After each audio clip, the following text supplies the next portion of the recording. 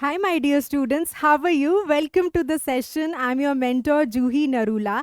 And most of you, since have began your preparation for CAT or are on the verge of beginning, this video is really important. यहाँ पर हम बात करेंगे कि कौन सी ऐसी mistakes हैं जो आपको अपनी preparation की journey में बिल्कुल भी नहीं करनी. So the video is going to be really helpful. Do keep these pointers in mind क्योंकि कई बार ऐसा होता है कि हम बहुत effort करते हैं, हमारी preparation बहुत sincere होती है, पर हमें डिजायर्ड रिजल्ट नहीं मिलता. पर ऐसा सोचिए क्यों होता है. अगर आप घर से निकले कार ड्राइव करने के लिए कहीं, तो आप अपने डेस्टिनेशन पे नहीं पहुंच रहे. तो क्यों नहीं पहुंच रहे? Because you have taken the wrong route, right? So same is the case. In case you are really putting your effort and you do not get the desired result, मतलब आपको जो भी आप टेस्ट दे रहे हो, सेक्शनल टेस्ट दे रहे हो, mock दे रहे हो, उसमें वो इम्प्रूवमेंट नहीं एग्जिबिट हो रहा जितना आप सोच रहे हो या एक्सपेक्ट कर रहे हो. ऑफ कोर्स रियलिस्टिक गोल्स रखोगे, वो तो बड़ा इंपॉर्टेंट है. देखिए, इस बात का ध्यान रखिए कि जो आप आज चाह रहे हैं, अगर आप ये सोचते हैं कि मुझे कैट में 99 परसेंटाइल अचीव करना है, तो वो तुरंत इन 10 डेज तो नहीं होगा. That is the journey that you have to take for another few months where you have to put your heart and soul, right? But what is important is that the road is clear and we are sorted. क्योंकि जब तक objective clear नहीं होता, जब तक strategy clear नहीं होती, जब तक अप्रोच सॉर्टेड नहीं होती, तो होता क्या है कि हम बहुत सिंसियर एफर्ट करके भी डिजायर्ड आउटपुट नहीं ला पाते, right? So this video is going to be very helpful. Please keep these pointers in mind and you will see that if you're putting sincere effort and if you're ensuring not to make these mistakes, you'll definitely make it to your desired IIMs. So let's get started. So the first mistake that students usually make is that they consider CAT. Of course CAT is an exam जहाँ पे आपको speed maintain करके रखनी है, पर speed के लिए बहुत ज़्यादा dependency on shortcuts मत रखिए. आपको आने चाहिए शॉर्टकट्स, पर उससे पहले आपकी फंडामेंटल क्लैरिटी होना ज़रूरी है. आप इसको ऐसे समझिए, जब तक आपकी फाउंडेशन बहुत स्ट्रांग नहीं होगी, आप बिल्डिंग कैसे क्रिएट करेंगे? So before you start learning the tricks and the strategies and the shortcuts, of course you should use those strategies, those shortcuts, because that will eventually help you save a lot of time. But आपकी basic ground work बड़ा strong होना ज़रूरी है, आपकी fundamental clarity बहुत ज़रूरी है. Students usually इस पॉइंट को मिस कर देते हैं. तो जब भी आप प्रिपेयर कर रहे हैं, अपना कुछ initial time of the preparation से, for example 1.5 month, you should sincerely dedicate कि आपका ग्राउंड वर्क स्ट्रांग हो जाए, आपके बेसिक स्ट्रांग हो जाए. तब आप ये देखोगे कि अगर आपकी फंडामेंटल्स की क्लैरिटी है, तो आप बहुत जल्दी कॉन्सेप्ट सीखते जाओगे, आप शॉर्ट ट्रिक्स अप्लाई कर पाओगे. और कई जगह ऐसा हो कि शॉर्ट ट्रिक अप्लाई नहीं भी हो रही, but you know the fundamentals, you will be able to sail through the question, right? So please keep this very clearly in your mind that you cannot create a huge building until and unless your foundation is strong. So work very hard to ensure that you have a strong foundation, right? Next important thing that you should keep in mind is that we have to give tests. तो students अक्सर ये कहते हैं कि एक बार course हमारा complete हो जाए ना, तब हम रेडी होंगे मॉक्स के लिए. तो देखिए, वो आप तब बहुत सारे मॉक्स दीजिएगा, पर आफ्टर 15 to 20 डेज आपको ये तो देखना पड़ेगा ना कि आपने कितनी प्रोग्रेस करी. अगर आप टेस्ट नहीं दोगे तो आपको उसका इंडिकेशन कैसे मिलेगा? सपोज करिए आपने रीडिंग कॉम्प्रिहेंशन पे 15 दिन खूब मेहनत करी. अब आपको ये भी तो आइडेंटिफाई करना है कि मेरा 15 दिन का रिजल्ट क्या है. अगर आप बहुत कैजुअल एनवायरनमेंट में 2 मॉक्स कर रहे हैं, आप कॉफ़ी पीते पीते एक पेपर सॉल्व कर रहे हैं, या कुछ जनरल रैंडम पैसेजेस कर रहे हैं, तो फिर आप एक तो एग्जाम के एनवायरनमेंट को फील नहीं कर पाते. तो अक्सर ये स्टूडेंट्स में दिक्कत देखी गई है कि प्रेपरेशन बड़ी स्मूथ चलती है, या एटलीस्ट फीलिंग आती है कि स्मूथ चल रही है, इंप्रूवमेंट हो रहा है, पर जब एग्जाम देने से पहले जब मॉक्स को अपीयर करना शुरू करते हैं, तो देखिए, एक तो वो एंड ऑफ द टाइम होता है, तो वैसे भी हमारे पास बहुत प्रेशर होता है, राइट? अभी आपके पास उतना प्रेशर नहीं है जो आप फील करोगे in the month of October, late October, right? So अभी क्या इंपॉर्टेंट है कि आप हर स्टेप पे ये देखते जाओ कि आपने कितना प्रोग्रेस किया. So after 10 to 15 days it is very important to see the improvement. और वो कैसे दिखता है? मॉक में दिखता है. तो आप बस ये ध्यान रखिएगा कि आपके गोल्स रियलिस्टिक हो. अगर आपने ये कह दिया ना कि भाई मेरा गोल तो ये है कि आज मैंने एक टेस्ट दिया है, पहला मॉक दिया था, उसमें तो मेरा बहुत कम स्कोर था, अब मेरा उतना ही स्कोर आ जाए जो मैं एक्चुअली कैट के एग्जाम में एक्सपेक्ट कर रही हूँ, तो this will be reasoned goal setting, right? ऐसा तो पॉसिबल नहीं है, क्योंकि वहां तक पहुंचने के लिए आपको अभी बहुत मेहनत करनी है। आपको ये देखना है कि आपके प्रीवियस मॉक से आपने कितना इंप्रूवमेंट शो किया। सपोज मैंने बहुत मेहनत करी पैरा जंबल्स पे, तो मुझे लगता है कि मेरे अब पैरा जंबल सॉर्टेड है, पर जब मैंने मॉक दिया तो मैंने रियलाइज किया कि मेरे पैरा जंबल्स वैसे नहीं हुए जैसे मैं एक्सपेक्ट कर रही थी, राइट? अगर 4 क्वेश्चन पैरा जंबल के आ रहे हैं तो मेरे से तो 2 ही सही हुए। तो आप फिर वहां पर बैठ के सोचिए कि भाई इतना इंप्रूवमेंट जितना एक्सपेक्ट कर रहे थे उतना रिफ्लेक्ट नहीं हो रहा।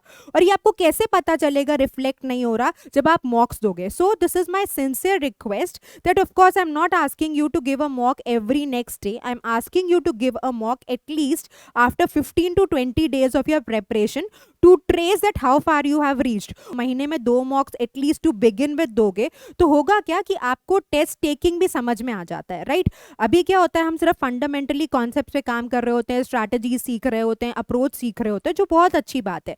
बट आपको क्या टेस्ट टेकिंग स्ट्रैटेजीज समझ में आ रही हैं? कई बार ऐसा होता है ना, हमने इतने स्टूडेंट्स देखे हैं जिनका बहुत सॉलिड कॉन्सेप्ट होता है, पर एग्जाम के दिन में क्या होता है कि वो जिटरी हो जाते हैं, एंग्शियस हो जाते हैं, नर्वस हो जाते हैं, घबरा जाते हैं बहुत ज़्यादा। तो ऐसा क्यों हो रहा है? क्योंकि आपने खुद को बहुत एक्सपोजर नहीं दिया। तो बार बार टेस्ट दीजिए, ऐसे इन्वायरमेंट क्रिएट करिए जो अनफ्रेंडली हो, राइट? अब आप देखिए, अगर आप मॉक देने पहुंचे और उस दिन एसी नहीं चल रहा, या उस दिन कोई कोई प्रॉब्लम आ गई, तो आप अगर पहले से एग्जाम के लिए प्रिपेयर्ड होगे, आपने मॉक्स दे रखे होंगे, तो आप मेंटली स्ट्रांग रहोगे, आप उतने घबराओगे नहीं। और ये तो ध्यान आपको रखना पड़ेगा कि कैट में आपकी मेंटल स्ट्रेंथ स्टैमिना चेक होता है, तो आपका स्टैमिना बिल्ड होना शुरू होगा। कितने सारे ऐसे बच्चे जो एग्जाम के एंड में जब मॉक्स देने शुरू करते हैं, तो उनसे इनिशियली कुछ मॉक्स में तो ऐसी फीलिंग आती है कि तो मेरे से पेपर ही पूरा नहीं होगा, मैं तो बीच में मुझे फटीग आ गई है, रेस्टलेसनेस हो रही है, मन नहीं लग रहा।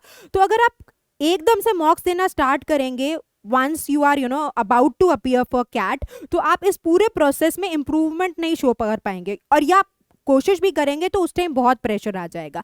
तो इस चीज का ध्यान रखिए कि टेस्ट से एस्केप मत करिए, राइट? अगर टेस्ट से एस्केप करेंगे तो फिर वो प्रेशर बिल्ड होता जाता है। और फियर ऑफ फेलियर मत रखिए। पूरी जर्नी में हो सकता है कि कई जगह ऐसा हो कि थोड़े अप्स एंड डाउन्स आए, वो हर किसी की जर्नी में आते हैं, but you are not suppose to lose heart and not get negatively impacted, right? Identify करिए कि क्या वीक एरियाज हैं और मेहनत करिए and get ready for the next one, the next mocks to show improvement, right? उसके बाद the next thing that you need to keep in mind is that जब भी आपने मॉक दिया, सपोज आपने x टाइम में मॉक दिया, तो आप 2x time, double the time उसके एनालिसिस पे लगाइए। हम कैसे एनालिसिस करते हैं? क्वेश्चन 2 इनकरेक्ट है, आपने सोल्यूशन पढ़ा, आपने कहा हाँ हाँ मुझे तो सब समझ में आ गया।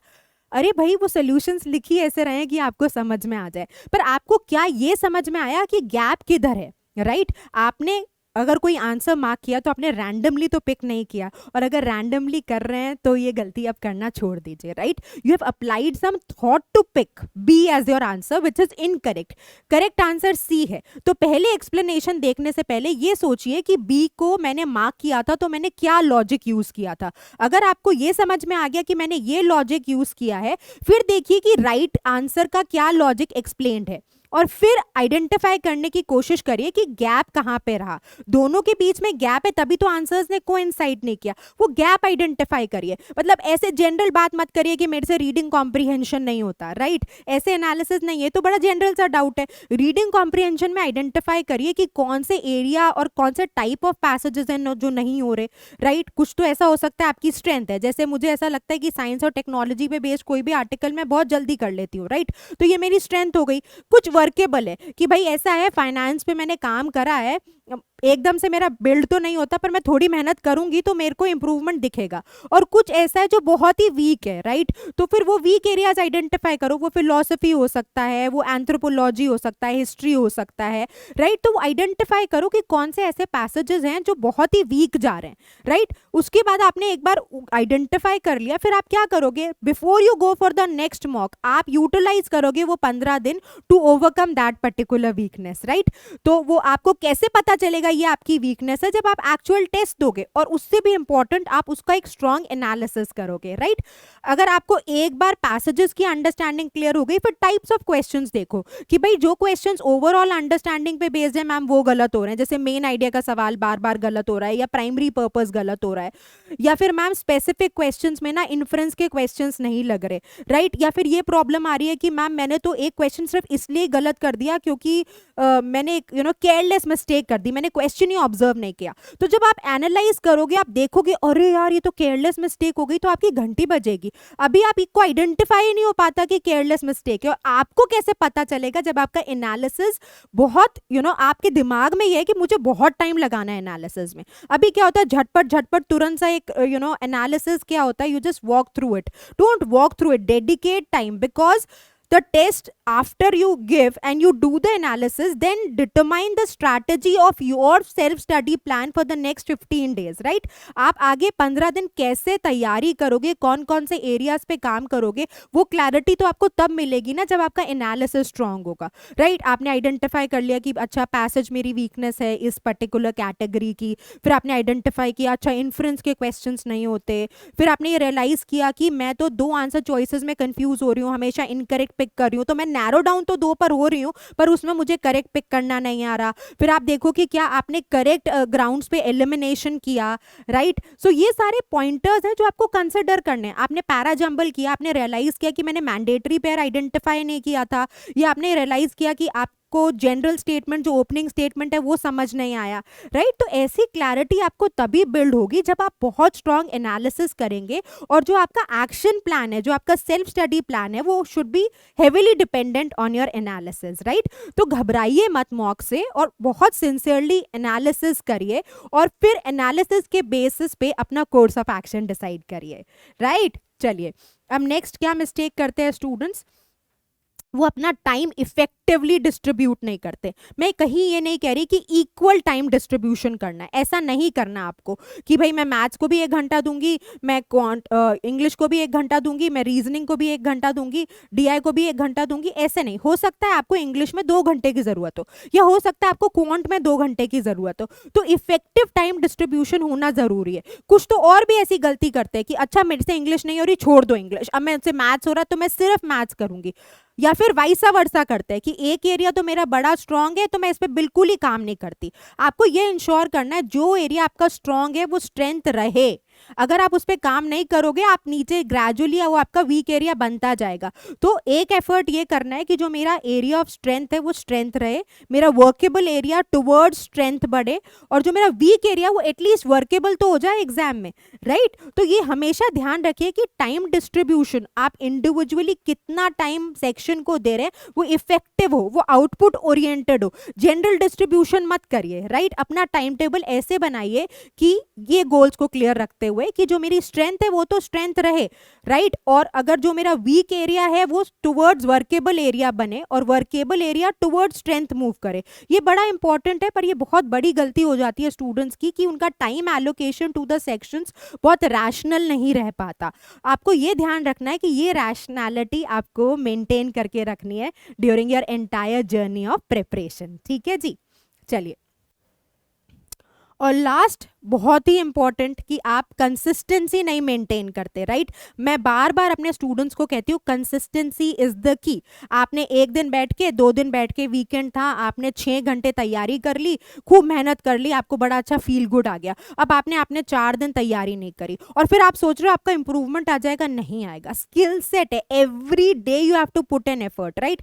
हो सकता है कि आज मेरा ऑफिस बहुत ज़्यादा टायरिंग था तो मेरा उतना हिम्मत ही नहीं बची, उतनी एनर्जी नहीं है, तो आप ऐसा कर लो ना, आप शाम को 1 घंटा ही पढ़ लो। अगर आपका रोज का 3 घंटे का प्लान है तो आप 1.5 घंटा पढ़ लो, 1 घंटा पढ़ लो, सिर्फ 4 पैरा जंबल्स कर दो, 5 मैथ्स के क्वेश्चंस निकाल लो, इजी प्लान बना लो उस दिन के लिए, राइट? बट ऐसे किया कि बिल्कुल ही छोड़ दिया तो ऐसे काम नहीं चलेगा, राइट? जैसे अगर मैं अब कार सीख रही हूँ तो every day I have to practice to be on the road. ऐसा तो मैं नहीं कर सकती ना कि मैंने आज सैटरडे संडे तो 6-6 घंटे कार चला ली, अब मैं कहूँ कि अच्छा अब अगले सैटरडे संडे चलाऊंगी, so it will take a lot of time, right? अब हमारे पास हार्डली कोई टाइम रह गया, राइट? इतना कुछ हाथ में आप गिन सकते हो, 5-6 महीने उतने रह गए हैं। तो कंसिस्टेंसी शो करना बहुत ही ज़रूरी है, राइट? अगर हमारे एफर्ट्स इनकंसिस्टेंट होंगे, आपने 2 दिन सैटरडे संडे काम किया, आगे अगले दिन आपने अगले हफ्ते पूरा काम नहीं किया, तो आपको समवेयर सबकॉन्शियस में ये रहेगा कि मैंने मेहनत तो कर ली थी ना सैटरडे संडे में, और फिर आपको रिजल्ट दिखेंगे नहीं मॉक में, तो फिर आप डिसअपॉइंट हो जाओगे, राइट? फिर आप डिसहार्टन हो जाते हो। फिर आप जब डिसहार्टन होते हो तो फिर आप एक शेल में चले जाते हो, फिर खुद से ही उस पर्टिकुलर एरिया में ना एक अलग स्ट्रगल शुरू हो जाता है, राइट? तो इसलिए इंश्योर करिए कि आप consistently you stick to the time table that you are making, and that can be very easily achieved अगर आप अपना थोड़ा सोशल मीडिया का टाइम कम कर दोगे या स्लीपिंग टाइम रिड्यूस कर दोगे। बहुत ऐसी जगह होती हैं जहाँ पे सीपेजेस होते हैं, तो आपको देखना है कि कहाँ टाइम सीप हो रहा है, कहाँ टाइम वेस्ट हो रहा है, और उन सीपेजेस को फिल कर देना है, राइट? और अगर आप थोड़ा ध्यान से अपने पूरे दिन को ऑब्जर्व करोगे तो आप ये आइडेंटिफाई कर पाओगे कि आपको आसानी से इफ नॉट मोर 2 से 3 घंटे मिलते हैं, राइट? सो इंश्योर करो कि आप कंसिस्टेंटली डेडिकेटेड तरीके से एफर्ट करो, राइट? और ऑफ कोर्स एक ये सजेशन तो हमेशा है कि आपको अपना सेल्फ बिलीफ बड़ा स्ट्रांग रखना है। आपको क्रो तक कैसे पहुंचेगा, right? So have that self belief, have that confidence in yourself that if I'll put my heart and soul, if I'll plan in an intelligent way, if I'll ensure that I'm doing sustained efforts and my efforts are in the right direction, I'll reach where I want to be, right? So please take good care of yourself. All the best. Keep working hard.